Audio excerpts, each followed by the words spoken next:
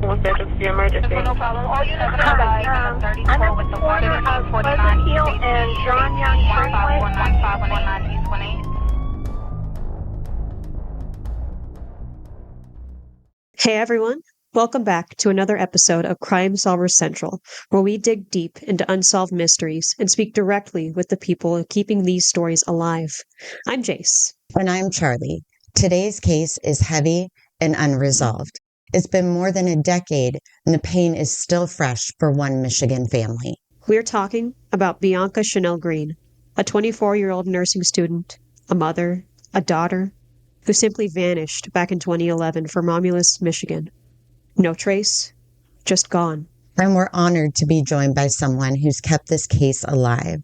Lacy, creator of Southern Girl Crime Stories on YouTube. She did an incredible deep dive on Bianca's story. Lacy, welcome to the show. Thanks so much for having me, Jayce and Charlie. It's such an important case, and I really appreciate you both shining a light on it today.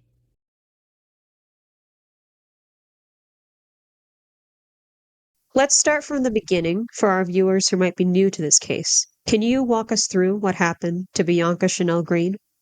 Absolutely.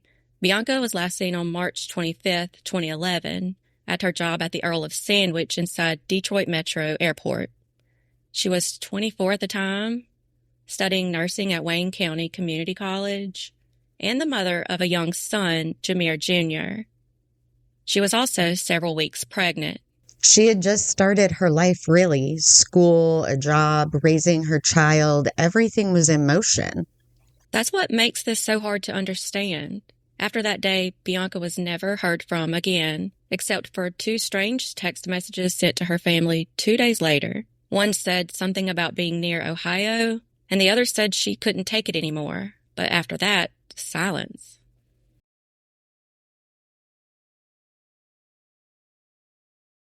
There are some unsettling elements here. Can you speak to why her family believes something terrible happened? Yeah, it's deeply disturbing. Bianca left everything behind, her car, her clothing, her apartment, and most heartbreaking, her young son. Her family said that's just not who she was. Her Uncle Keith said Bianca and her son were like Velcro. She would never just leave him behind. Exactly. She didn't withdraw any money, didn't use her phone, no credit card activity, nothing. And that's been the case for over a decade. Right. Her mother, Lisa Green, has been very vocal over the years. She's quoted saying, "You lose a button off your shirt. You don't lose a child." That line stayed with me. And then, of course, there's the possible connection to Jamere Miller Sr., the father of Bianca's child.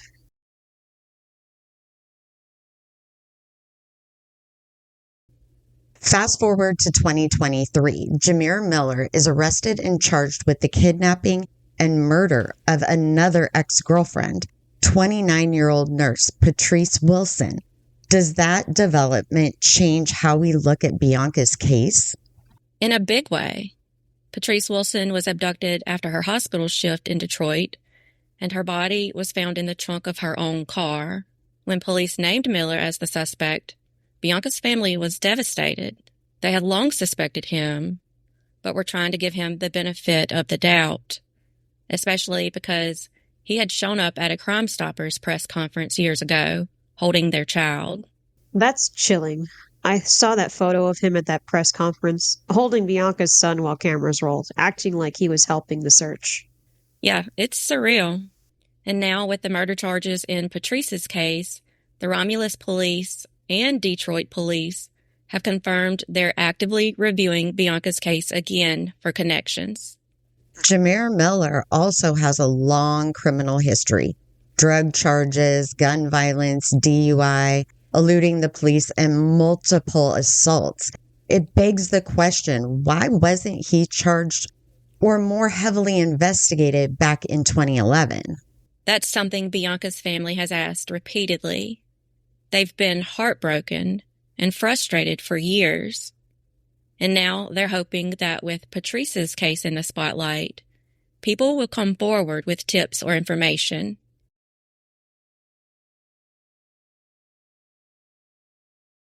There were also reports early on that Bianca may have traveled to Buford, Georgia, or was last seen in the Atlanta area. Do you know anything about those leads? There were a few unconfirmed sightings, but nothing solid ever came of them. Some reports suggested she may have boarded a bus or a plane, possibly out of desperation or fear, but those tips dried up quickly. Police didn't confirm any travel records or surveillance of her at stations or airports beyond Detroit Metro. That's the thing. It just doesn't add up. No financial trail, no sightings, no confirmed digital footprints.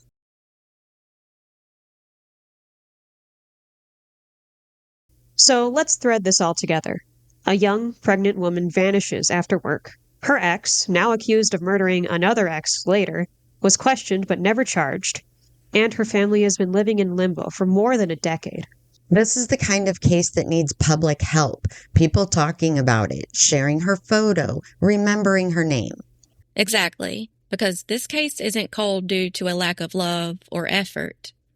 It's cold because someone knows something and hasn't come forward yet. Well said.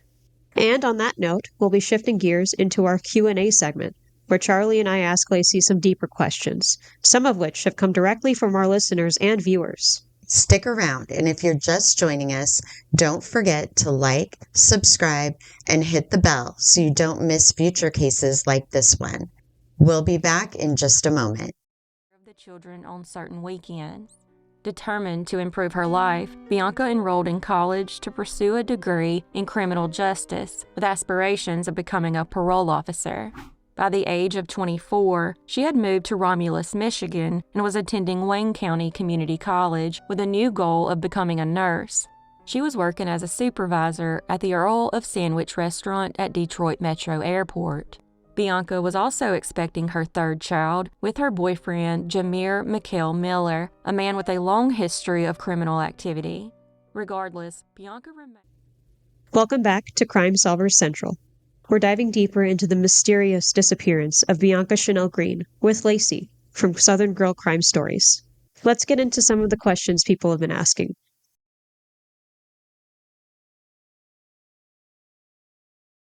Lacy, let's start with what's always confused people.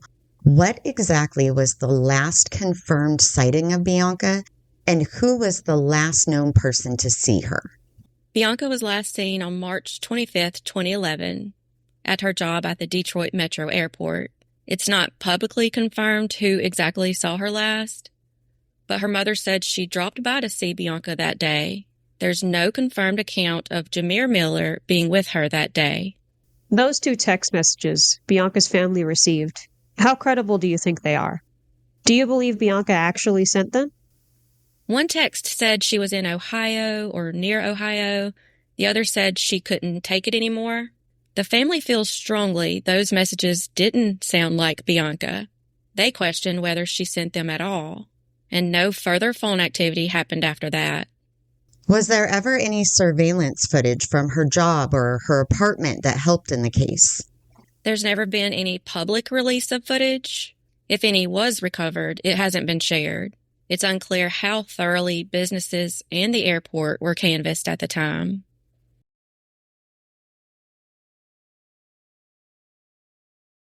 When Jamere Miller attended the Crime Stoppers event, do you think it was a genuine act of concern or an attempt to deflect suspicion? That's still debated. Some say it was manipulative, especially now that he's accused of murdering Patrice Wilson. It feels chilling in hindsight. What's the timeline of his relationship with Bianca versus Patrice Wilson? Bianca and Jamere dated before 2011 and had a child. Patrice Wilson's relationship with him came years later. Both were nursing professionals, both ex-girlfriends, both allegedly targeted. Do you believe Bianca's pregnancy played a role in her disappearance? It could have. She was reportedly 6 to 8 weeks pregnant at the time. That changes motive possibilities, especially if the pregnancy wasn't something her partner supported. What do you think prevented law enforcement from naming Miller as a suspect early on? Lack of evidence, unfortunately. no body, no weapon, no scene, and sometimes when a person disappears voluntarily, police are slower to act. But in this case, Bianca's disappearance clearly wasn't voluntary.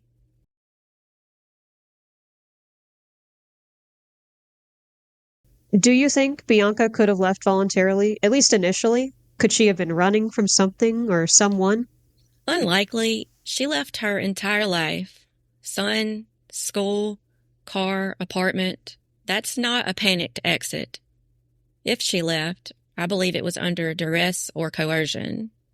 How did the community in Romulus respond at the time? Were there searches or public campaigns?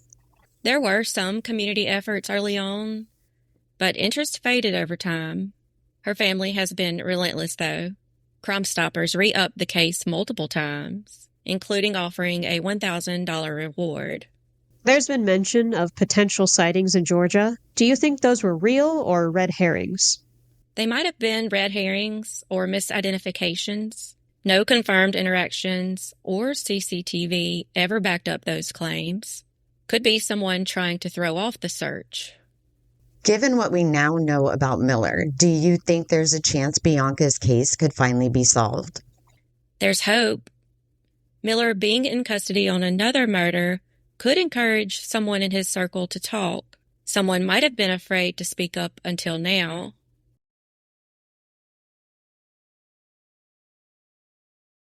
What's something about Bianca you think people should know that doesn't always make it into headlines? She was ambitious, studying to be a nurse. She loved her son. Her family describes her as warm, determined, and funny. She wasn't just a case number. She was a person with dreams.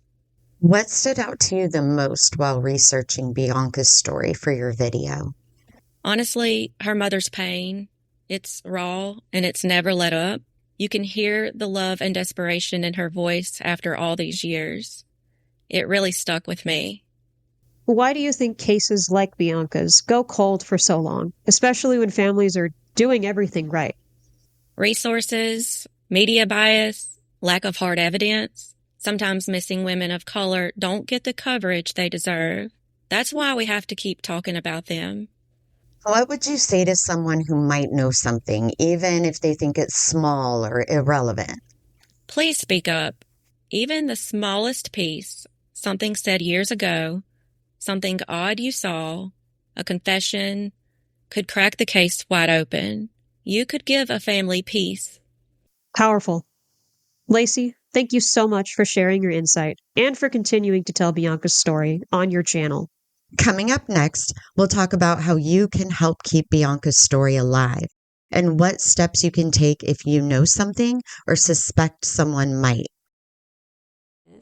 In May 2023, Miller made headlines again, this time for the murder of Patrice Wilson, a 29-year-old nurse at Detroit Receiving Hospital. On May 13, 2023, Miller entered the hospital disguised with a wig, hat, and glasses. He waited for Patrice to finish her shift, then approached her as she got into her car. He shot her multiple times from the back passenger side before getting into the driver's seat and fleeing the scene. A few hours later, Patrice's car was discovered in Novi, Michigan, with her lifeless body in the trunk. The next day, Miller turned himself in. This has been an emotional and revealing conversation.